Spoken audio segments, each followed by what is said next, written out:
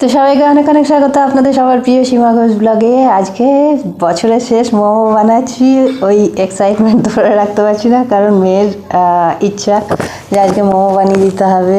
তাহলে চলো ঠিক আছে, শীতের শেষ হয়ে আসছে, মোমো একবার বানিয়েই নিই। এরপর তো অতটা ভালো লাগে না বাড়িতে বানানো মোমো। তো যাই হোক, আটা দিয়ে মোমোটা বানাচ্ছি, আমি ময়দা ইউজ করি না, আর সাথে সন্ধ্যব লবণ। আর আজকের এই মোমোতে একটা স্পেশাল জিনিস, যে একটু ঘি দিচ্ছি যাতে একটা গ্লসি লুক আসে। ওই জন্যে নর্মাল আটা, যেটা রুটি আমরা যেভাবে আটা মাখি সেই আটা দিয়ে করি। এর আগে হয়ে গেল, এবার এটাকে রেস্টের জন্য রেখে দিই। বাঁধাকপি, গাজর, একটু কাঁচা লঙ্কা রেখেছি, লাস্টের মোমোগুলোই দেবো।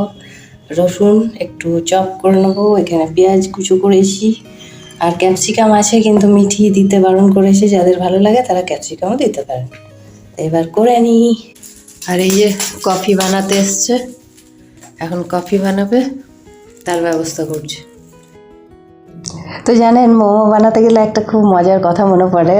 আমার মা স্পেশালি যখনই মোমোর কথা বলি তখনই বলে, হ্যাঁ হ্যাঁ ওই ভাপা পিঠে তরকারি ভরা মোমো আর কি তাছাড়া। কারণ মা খুব একটা পছন্দ করে না, মানে নর্মাল পিঠেই ভাবে সেটা।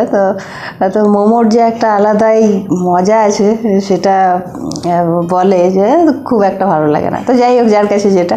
তো এই মোমো বানাতে গিয়ে হঠাৎ করে মনে পড়ে গেল যে হ্যাঁ, বাঁধাকপির তরকারি আর রুটির বদলে ওই মোমো খাওয়া, আর কিচ্ছু না। তো হ্যাঁ, সত্যিই তাই, দেখতে গেলে হিসাবে তাই, যে বাঁধাকপির তরকারি আর সাথে বয়েলড মানে স্টিম করা রুটি যদি আমরা খাই সঙ্গে, সেই মোমোর মতনই হয়ে যায়। তো যাই হোক, মোমোটার মধ্যে বেশি কিছু দিইনি, একটু গোলমরিচের পাউডার দিলাম, একটু নুন, একটু মিষ্টি, আর শেষে পাতিলেবুর রস দিয়েছি, যেটা আমার বলতে দেখাতে ভুলে গেছি, সরি। তো মোমোগুলোর যখন পুর ভরছিলাম তখন মিঠি ক্যামেরায় হেল্প করেছে। আর রুটিগুলো বেলে বেলে রেখেছি, আর এখানে দিচ্ছি পুর পুর পুর, আর একটু করে জল লাগিয়ে দিচ্ছি যাতে ঠিকভাবে স্টিকে যায়। কীভাবে মোমো বানাতে হয় সেটা কিন্তু দেখে শিখে রেখেছে। আমিও চাই যে মেয়ে শিখে রাখুক, বড় হলে নিজে করে খেতে পারবে। এইবার তাড়াতাড়ি এগুলো করে নিই, করে আজকে আমাদের ডিনারে হবে মোমো। তো ওই জন্য মিঠির এক্সাইটমেন্ট ছিল দেখার মতন। আর এখানে অলরেডি স্টিম হওয়ার জন্য অলরেডি জল দিয়েছি, একটা একটা করে দিয়ে দিই। আর এটা তেল ব্রাশ করে রাখা আছে আগের থেকে, তো 10 মিনিট লাগবে, 10 মিনিট হয়ে যাবে, তারপর মিঠিকে দিয়ে দেবো ঢাকাটা। বাকিগুলো করে নিই। কমপ্লিট, একদম ধোঁয়াদার মোমো রেডি হয়ে গেছে। আর মোমোগুলো যেগুলো চিন্তা ছিল, একদম সুন্দর হয়েছে, সুন্দর, মানে এত পাতলা আমি বেলেছি যে কেউ ধরতে পারবে না।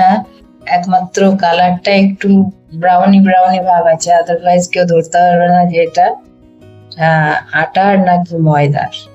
এত সুন্দর হয়েছে। আচ্ছা বলুন তো, আপনাদের কার কার ভালো লাগে মোমো, একটু কমেন্ট করে জানাবেন প্লিজ। আচ্ছা, হলো মোমো, এখনো গোটা চারেক এখনো বাকি আছে, তো এগুলো গরম থাকতে থাকতে এবার খেয়ে নেবো। তো যাই হোক, মেয়ের ছোট্ট ছোট্ট ইচ্ছেগুলোকে পাখনা মিলে উঠতে দিই আমি, আর চেষ্টা করি একটু একটু করে পূরণ করে দেওয়ার। তো খুবই সামান্য যদিও। যারা ভিডিওটা দেখছেন অথচ সাবস্ক্রাইব করেননি, তাদের কাছে রিকোয়েস্ট, প্লিজ সাবস্ক্রাইব করে রেখে দিন, অল বেলটা প্রেস করে দিন। তো বেশি মোমো খেতে ভালোবাসে, ওকে দিয়ে আসি। ওর পড়া মোটামুটি কমপ্লিট হলো, রাত্রে ডিনার মোমো করবো বলেছে, তো মোমোটা ওকে দিই, দেখি ওর রিভিউটা নিই। তো হ্যাঁ, নাও তোমার ডিনার, খেয়ে বলো কেমন হয়েছে।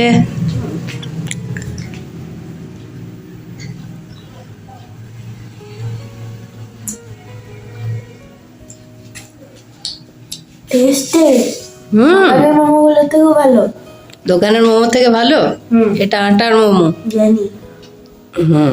ঠিক আছে, খাও, বাকিগুলো হোক, তারপর আমিও খেয়ে নেবো।